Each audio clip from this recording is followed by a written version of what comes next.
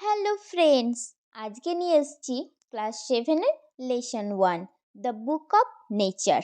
লিখেছেন জওহরলাল নেহেরু। জেনে নিই তার সম্পর্কে দু এক কথা।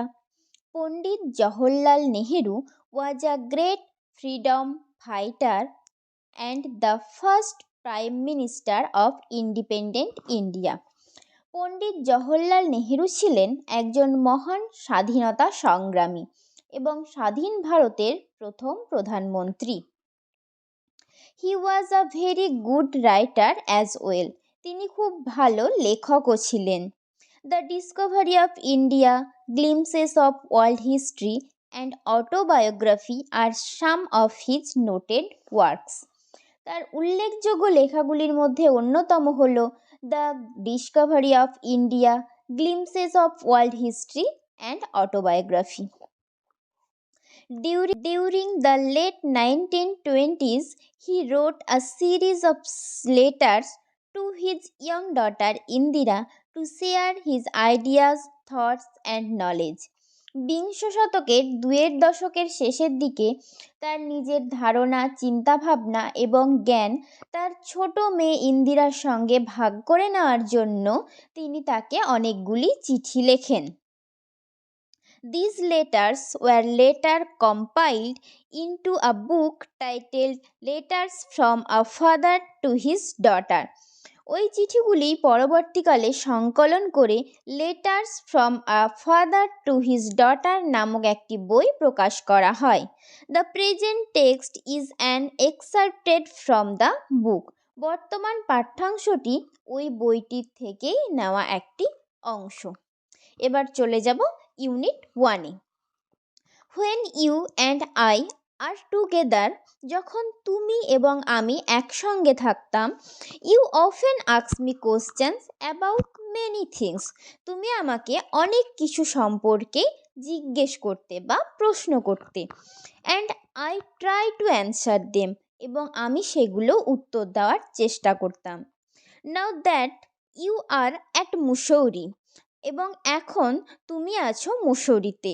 And I am in Allahabad, এবং আমি এলাহাবাদে। We can not have this talks, আমাদের মাঝে সেই সব কথা আর হয় না।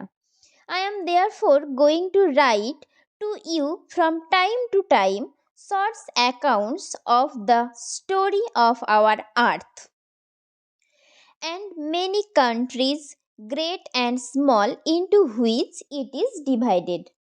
তাই এখন থেকে আমি সময় সময় তোমাকে চিঠি লিখব, যাতে থাকবে আমাদের পৃথিবীর বিভিন্ন ঘটনার বর্ণনা, গল্প, এবং পৃথিবী যে অনেক ছোট বড় দেশে বিভক্ত সেই সমস্ত দেশের গল্প। You have read a little about English history and Indian history. তুমি খুব অল্পই ইংল্যান্ডের ইতিহাস এবং ভারতের ইতিহাস পড়েছো। But England is only a little island, কিন্তু ইংল্যান্ড হলো একটা ক্ষুদ্র দ্বীপ। অ্যান্ড ইন্ডিয়া দো আ বিগ কান্ট্রি, এবং ভারত যদিও একটা বড় দেশ, is only a small part of the earth surface, কিন্তু পৃথিবীর উপরিপৃষ্ঠে এটা একটা ক্ষুদ্র অংশ। If we want to know something about the story of this world, of course we must think of all the countries and all the peoples that have inhabited. যদি আমরা আমাদের এই পৃথিবীর গল্প সম্পর্কে জানতে চাই, তাহলে সমস্ত দেশের কথা এবং ওই সমস্ত দেশে বসবাস করা মানুষের কথা আমাদের জানতে হবে। And not merely of one little country where we may have been born. কেবল একটি ছোট দেশের কথা ভাবলেই হবে না, যেখানে হয়তো আমরা জন্মেছি। I am afraid I can only tell you very little in these letters of mine. আমি একটু শঙ্কিত বা ভীত যে আমার ওই চিঠিগুলিতে আমি তোমাকে খুব সামান্য কথাই বলতে পারবো। বাট দ্যাট লিটল, কিন্তু সে অল্পটুকুই, আই হোপ, আশা করি, will interest you and make you think of the world as a whole. তোমাকে আকর্ষণ করবে এবং সমগ্র পৃথিবী সম্পর্কে জানতে তোমাকে ভাবতে সাহায্য করবে। And of other peoples in it as our brothers and sisters, এবং অন্যদেরকে নিজেদের ভাই বা বোন ভাবতে শেখাবে। When you grow up, you read about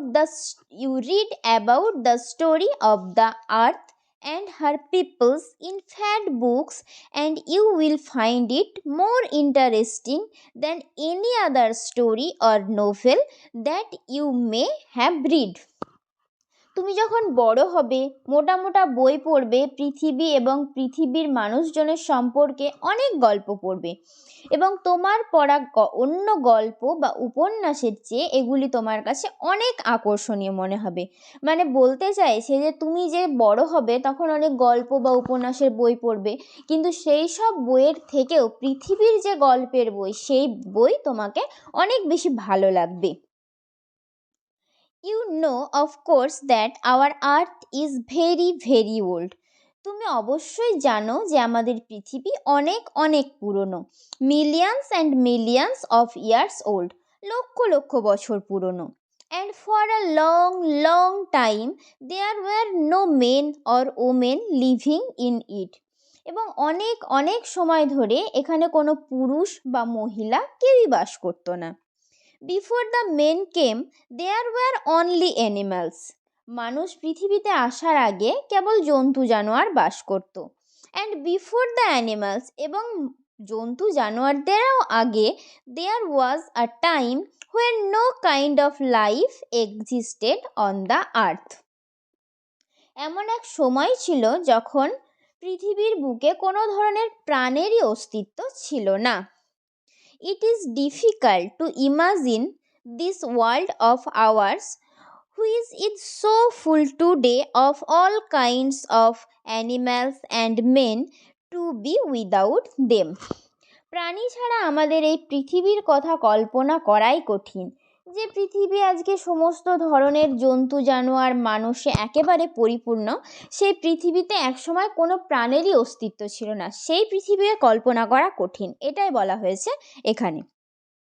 But scientists and those who have studied and thought a great deal about these matters tell us that there was a time when the earth was too hot for any living being to live on it. এই সমস্ত ব্যাপার সম্পর্কে যেসব বিজ্ঞানী বা মানুষ পর্যালোচনা করছেন এবং প্রচুর চিন্তা ভাবনা করেছেন, তারা আমাদের বলেন যে এক সময় পৃথিবী এমন উত্তপ্ত ছিল যে কোনো প্রাণীর বাঁচার উপযুক্ত ছিল না। And if we read their books and study the rocks and the fossil, the remains of the old animals, we can ourselves see that this must have been so. এবং আমরা যদি ওই সমস্ত বই পড়ি, পাথর এবং জীবাশ্ম পর্যালোচনা করি, তাহলে আমরা নিজেরাই দেখতে পাবো যে ওই সময় অবস্থা নিশ্চয়ই ঠিক তেমনই ছিল, যেমনটা বিজ্ঞানী বা মানুষ পর্যালোচনা করে যেমন দেখেছেন ঠিক তেমনই ছিল। তাহলে এখানে আমরা শেষ করলাম ইউনিট 1। এরপরে যাব আমরা ইউনিট 2-এ। You read history in books, তুমি ইতিহাস বইয়ে পড়েছো।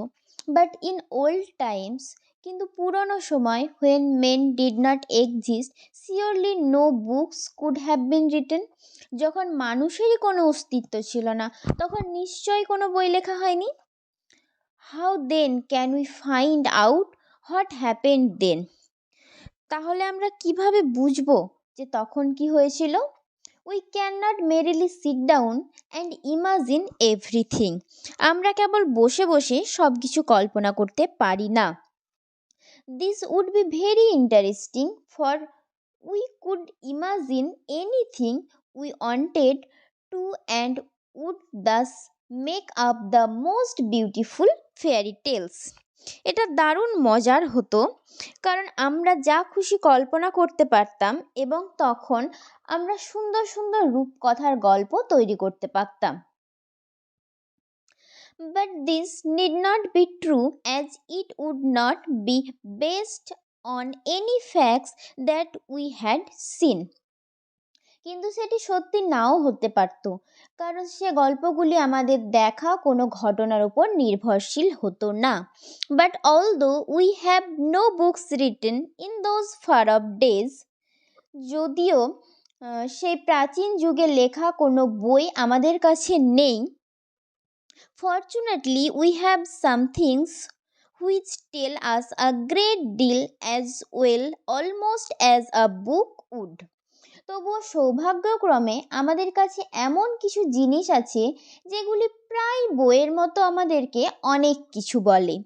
We have rocks and mountains and seas and stars and rivers and desert and fossils of old animals.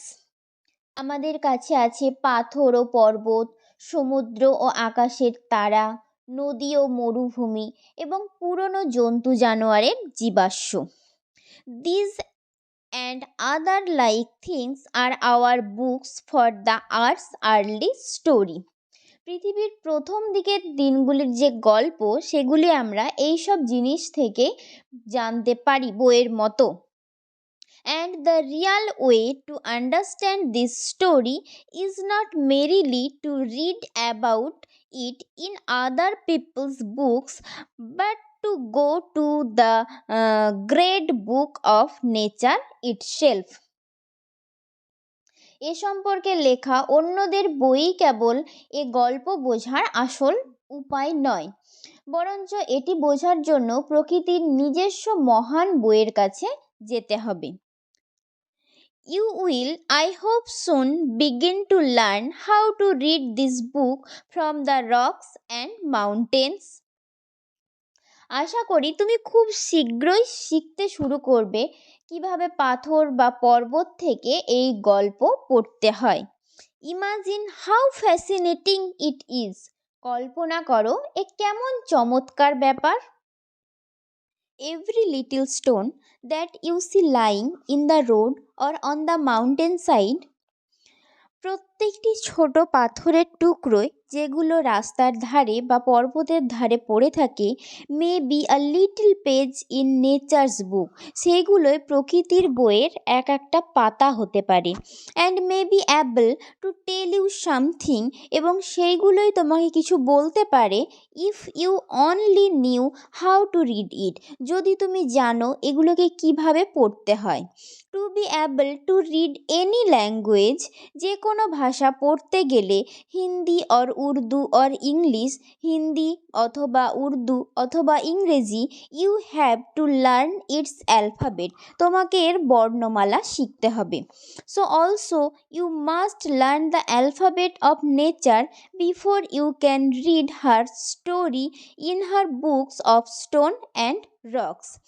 তাই নুড়ি বা পাথরের বই থেকে প্রকৃতির গল্প পড়তে হলেও তোমাকে প্রথমে প্রকৃতির বর্ণমালা শিখতেই হবে। Even now perhaps you know a little how to read this, এখনই সম্ভবত তুমি একটু আধটু জানো কিভাবে এই বর্ণমালা পড়তে হয়। If you see a little round shiny pebble, যদি তুমি একটা ছোট্ট গোল নুড়ি দেখো, does it not tell you something, এটা কি তোমাকে কিছু বলে না? How did it get round and smooth and shiny without any corners or rough edge, কোনো কোণ বা অমসৃণ কিনারা ছাড়া কিভাবে এটি গোল, মসৃণ ও চকচকে হলো? If you break a big rock into small bits, যদি তুমি একটা বড় পাথরকে ছোট ছোট টুকরোয় ভাঙো, each bit is rough and has corners and rough edge, তাহলে প্রত্যেকটি টুকরোয় হবে খসখসে, কোণ থাকবে এবং অমসৃণ কিনারা থাকবে। It is not at all like a round smooth pebble, এটি গোল মসৃণ নুড়ির মতো আদৌ হবে না।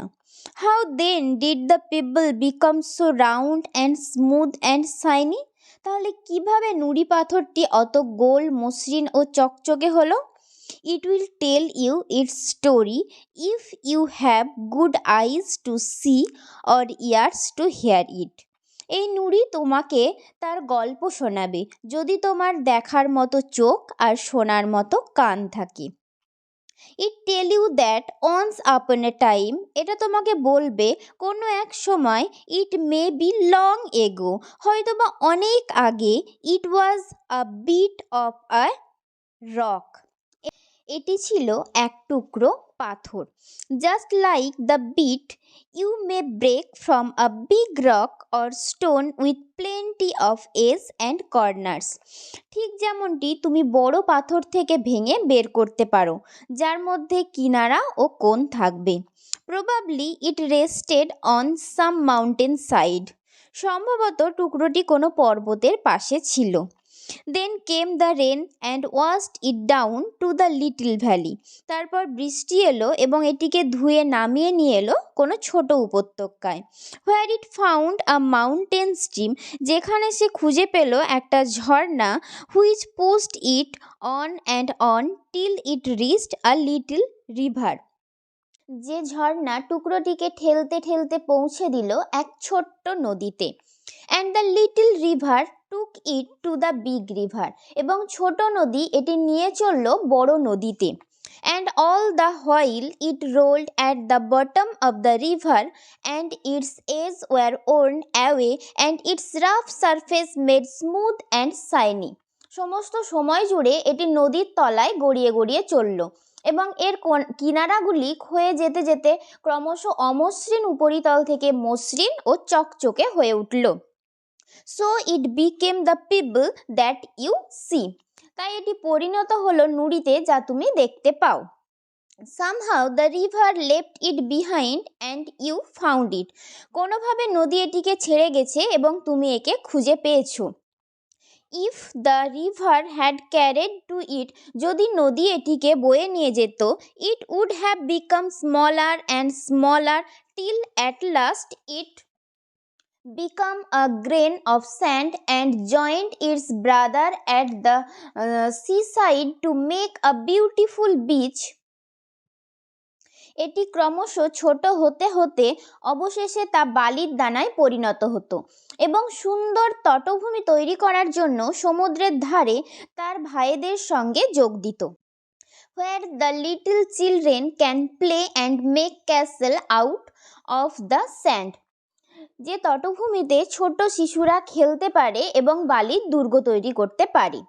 If a little pebble can tell you so much, যদি একটি ছোট্ট নুড়ি তোমাকে এত কথা বলতে পারে, how much more could we learn from all the rocks and mountains and the many other things we see around us, তাহলে আমরা কত কিছু শিখতে পারি সমস্ত পাথর এবং পর্বত থেকে এবং আমাদের চারপাশে যে সমস্ত জিনিস আছে তাদের থেকে। এই টেক্সটটার বাংলা মানে অর্থাৎ ট্রান্সলেশন আজকে এখানেই শেষ করলাম। এরপর নিয়ে আসবো পরবর্তী ভিডিওতে এর অ্যাক্টিভিটিগুলো। ততক্ষণ পর্যন্ত সবাই সঙ্গে থেকো, সাবস্ক্রাইব করে রাখো আর মন দিয়ে পড়াশোনা করো।